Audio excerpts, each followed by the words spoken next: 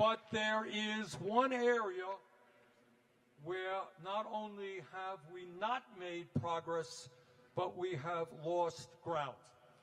And that is the economic struggle facing tens of millions of working families in this country.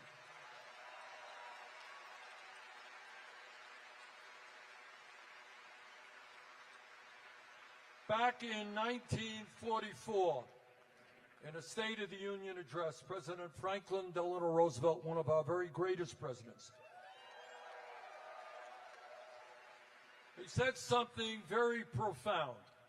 And in so many words, what he said is, we have a Constitution, it's a great Constitution, guarantees freedom of speech, freedom of religion, etc.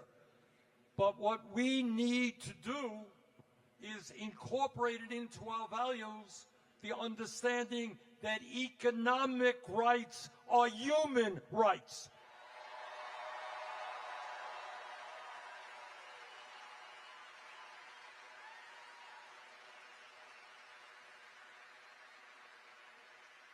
We are the richest country on earth, and new technologies are going to make us even richer. There is no excuse for children in America going hungry. There is no excuse for elderly people not being able to afford their prescription drugs.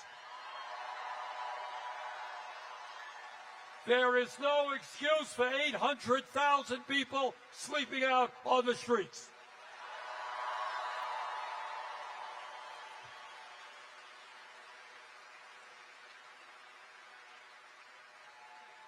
Now, what the establishment does, and that is the media and all of the corporate world, they want to tell you that you're not entitled to anything.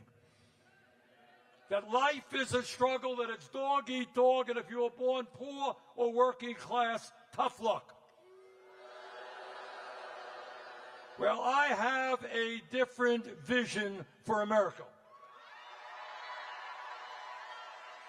And that is, we have got to end this corrupt campaign finance system, overturn Citizens United.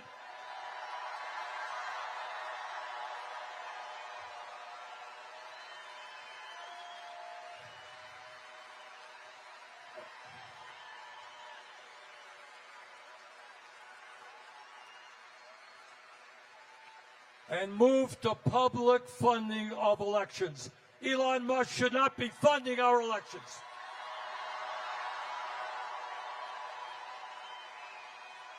We have got to deal with the grotesque level of income and wealth inequality. We're not going to give tax breaks to billionaires. We're going to demand they start paying their fair share of taxes.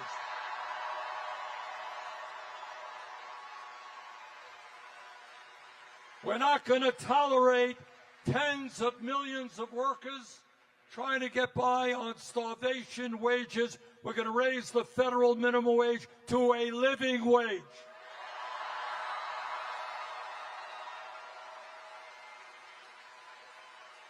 All over this country, workers want to join unions.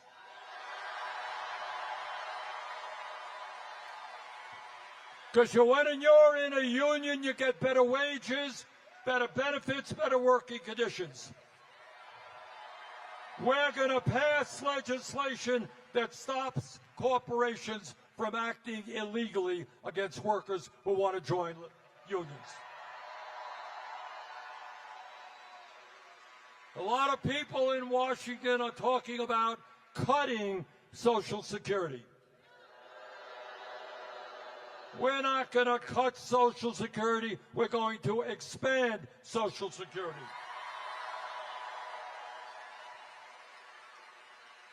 Now, some of the young people here may not know it, but not so many years ago, if you had a job, you would often have what's called a defined pension benefit.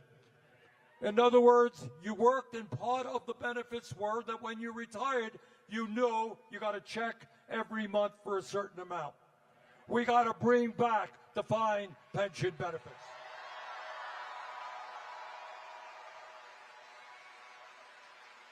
And when we talk about where we want to go as a country, I want everybody here to understand we are the only major country on earth that does not guarantee health care to all people as a human right. This is not a radical idea. We are spending twice as much per capita on health care as the people of other nations, and yet 85 million, and many of you here, are uninsured or underinsured. Large deductibles, yes? The function of a rational healthcare system is not to make huge profits for the insurance companies and the drug companies.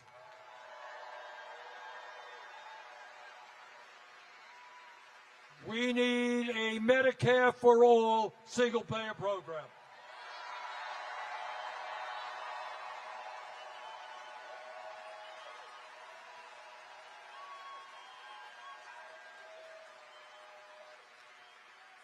All over this country, in Vermont and all over this country, we've got a major housing crisis.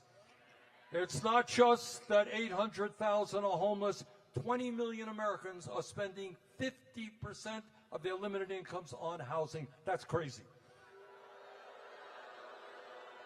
Instead of spending $1 trillion a year on the military, let's build 5 million units of low-income and affordable housing.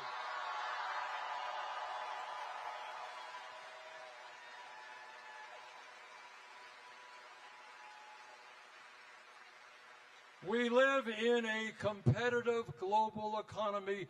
We need the best educated workforce on earth.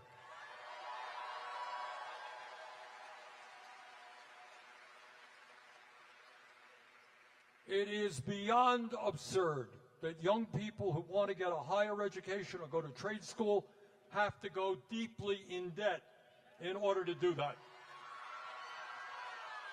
Anybody here dealing with student debt? Okay.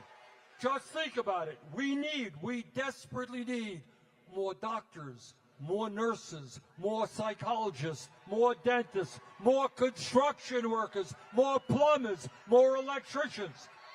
We desperately need them. People should not have to go into debt to do the work that America desperately needs.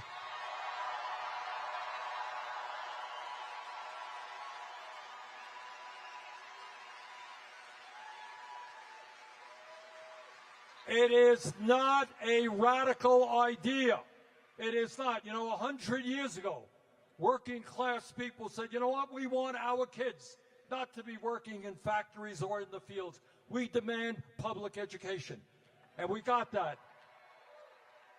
But that stops at the 12th grade. The world has changed. We got to make public colleges and universities tuition free.